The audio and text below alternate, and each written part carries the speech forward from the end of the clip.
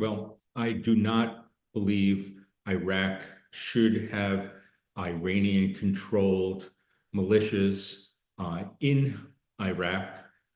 They are for the benefit of Iran. They are not the benefit of Iraq. Iraq should be independent of Iran, and Iraq is in a unique opportunity right now because Iran is losing. It's losing because it lost its proxies in Lebanon, in Syria. Israel has destroyed its anti-missile system. This is the time for Iraq to distance itself, get rid of the Iranian-controlled militias that are part of the Iraqi army. And this is the time, basically, to say no to Iran for the benefit of Iraq. That is so far from the truth. I would not trust what this current Iranian regime says on anything. It is absolute fact that Iran has created a proxy system with Hezbollah, with Hamas, with the Houthis, had taken over with Assad, and unfortunately had taken advantage of the situation that you had with the Islamic State, with Daesh, to incorporate Iranian-controlled militias. They not only got into your military, you were paying for them, and they also got involved in your parliament. Iran is doing this for Iran's benefit. They want to be the expansionist, hegemonic player. But right now, they are in a weakened state. And if there's ever been an opportunity for Iran to be pushed out of Iraq, it is now. Believing what the Iranians are saying, that they have not had popular mobilization forces under their control in Iraq, is totally beyond belief. From an American perspective, Iran has too much influence on Iraqi affairs that are not for Iraq interests, but are for Iranian interests. What does, when you think about it, I mean, one of the things Iran has always wanted is to kick the United States out of the Middle East. And they have used militias like Kataib Hezbollah to attack American forces again and again and again that are in Iraq. Also, their militias in Syria had attacked American forces. From an American point of view, America wants Iraq to be a free and independent state. And as long as they're under Iranian influence, it will be bad for the Iraqi people. Iran is, will say lots of things.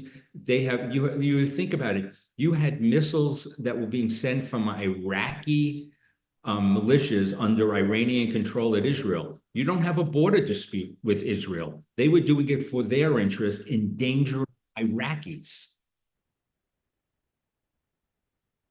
The only danger to Iraq is from the militias, is from the Iranian Revolutionary Guards, is from the Iranian regime. The militias only are there for Iranian interests. Who should Iraq fear? There's only one country Iraq really should fear, and that is Iran. Because what has Iran done over time? Not only have they incorporated their militias into the Iraqi army, taken funds that should have gone to the Iraqi army and used them for the militias, they've got involved in politics, they've affected your Supreme Court, they have had an influence for Iranian interests. There is no other outside country that they should fear other than Iran. So the idea that they are there to protect them is what we would call in America the big lie. Well, it would only be to the Iranian-controlled militias under the Iranian Revolutionary Guards Corps.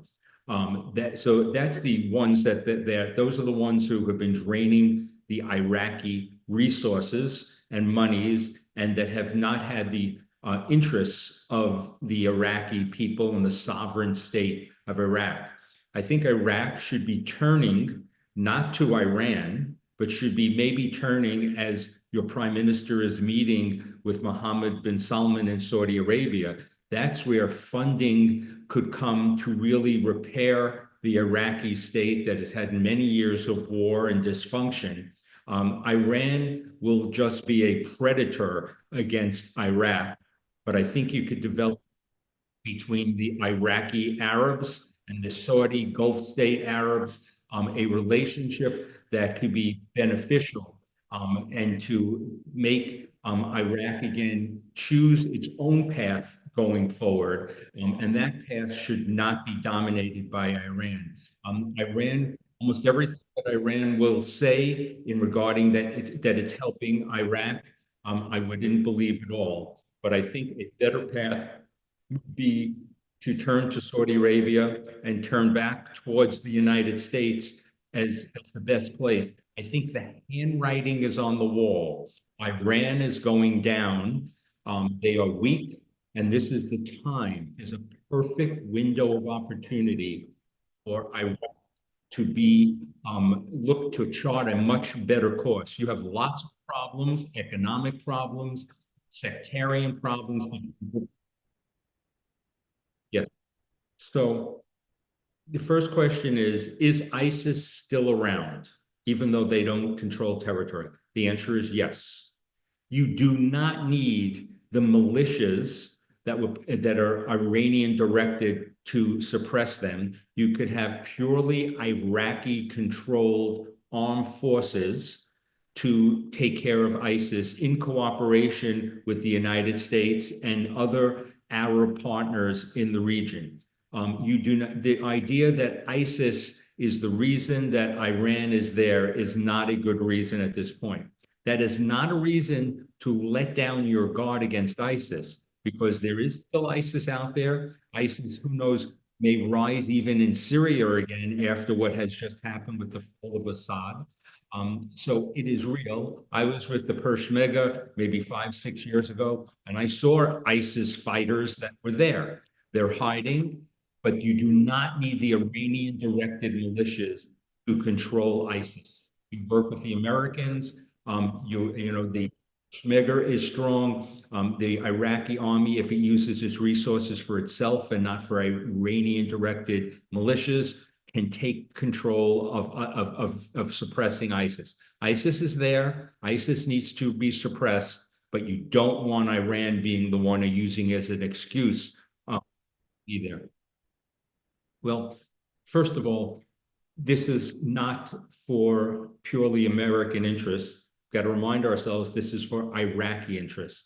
This will not happen overnight, but the Iraqi people have suffered so much over the last 25 years that they have to come together and realize that they are being taken advantage of. This will take leadership. This will take the leadership of your prime minister. This will take groups into consideration. Right now, you have alienated the Sunni population of Iraq, which is in the minority because of the Iranian influence.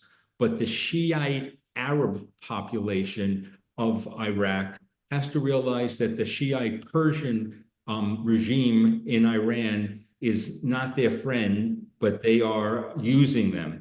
And so it is going to take courageous Iraqi politicians. It will not happen 1, 2, 3. It will happen slowly. But the direction has to be. But I will tell you, you look at the Middle East, sometimes things change very quickly. And as I say, slowly, because it's not going to be so easy to happen.